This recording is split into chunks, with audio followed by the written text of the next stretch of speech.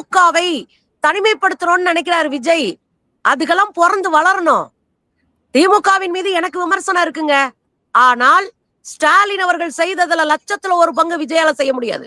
லட்சத்துல ஒரு பங்கு விஜயால செய்யறது என்ன நினைச்சு கூட பார்க்க முடியாது. அதுக்கெல்லாம் அறிவு வேணும். ஒண்ணு. இன்னொரு விஷயம் நான் சொல்லுவேன். ஸ்டாலினை தனிமைப்படுத்துகிறோம். நாங்க ஸ்டாலின் கிட்ட இருந்த அந்த அத்தனை கூட்டணி கட்சிகளையும் நாங்க கொண்டு வந்துட்டோம். எங்க பக்கம் சேர்த்துட்டோம். பாத்தீங்களா, நாங்க தான் மதச்சார்பற்ற முற்போக்கு கூட்டணியாக வளர்ந்திருக்கிறோம்.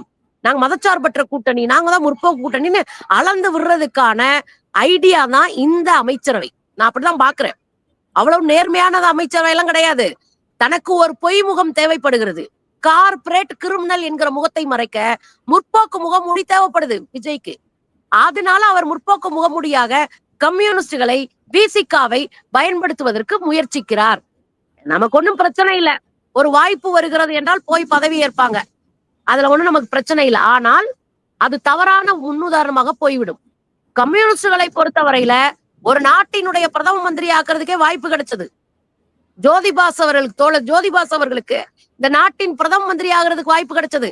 ஆனால் அதை ஏற்கல. ஏன்? தனி பெரும்பான்மையில நம்ம ஆட்சிக்கு வரும்போது நம்ம இஷ்டமா மக்களுக்கான ஒரு அரசியலை செய்ய முடியும். ஆனா யாரோ ஒருத்தரோட கூட்டணியில போய் உட்கார்ந்துட்டோம்னா அது பெரிய அளவுல செய்ய முடியாது. அடிமையா கையை கட்டி நிக்கணும் கம்யூனிஸ்டுக்கு தெரியும். அதனால அவங்க தெளிவான முடிவு எடுத்திருக்கிறாங்க. அண்ணன் திருமா அவர்களும் தெளிவா முடிவெடுப்பாரு அப்படின்னு நான் நம்புறேன்.